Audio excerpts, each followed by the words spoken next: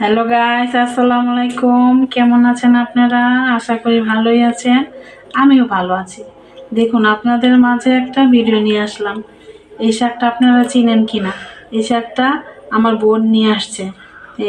মুন্সিগঞ্জে থাকে তো আমার বোন। আমার এই শাকটা অনেক ভালো লাগে, তাই আমার বোনকে বলছি নিয়ে আসতে। আমি রান্না করে আপনাদেরকে দেখাবো। এই শাকটার নাম জানেন? কে কে এই শাকটা খান? আমার কমেন্টসে জানিয়েন।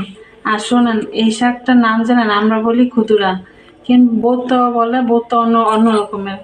এই শাকগুলো আলু খেতে হয়। দেখুন, আমি শাকটা বসিয়ে দিয়েছি। শাকটা সিদ্ধ করব, তারপরে বাগার দেব। শাকটা সিদ্ধ হয়ে গেছে। দেখুন, শাকটা সিদ্ধ হয়ে গেছে। এখন শাকটা বাগার দিয়ে নেব। রসুন কেটে, পেঁয়াজ কেটে বাগার দিলেই হবে। লবণ, কাঁচামরিচ দিয়া সিদ্ধ করে নিয়েছি। এখন বাগার দিলেই হয়ে যাবে। আপনারা খেয়ে দেখবেন, ট্রাই করবেন, অনেক মজা শাক। আসসালামু আলাইকুম। বাগার দেখুন, পেঁয়াজটা ভাজা হয়ে গেছে। এখন শাকটা দিয়ে দেবেন। শাকটা দিয়ে নাড়া দেবেন।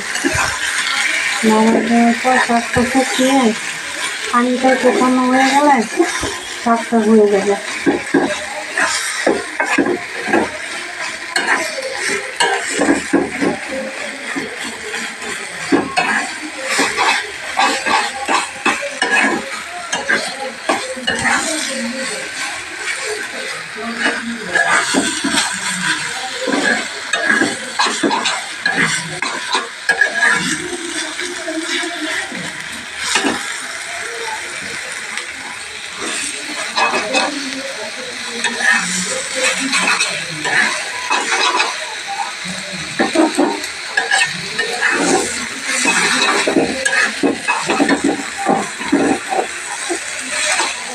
আমার শাকটা রান্না করে হয়ে গেছে।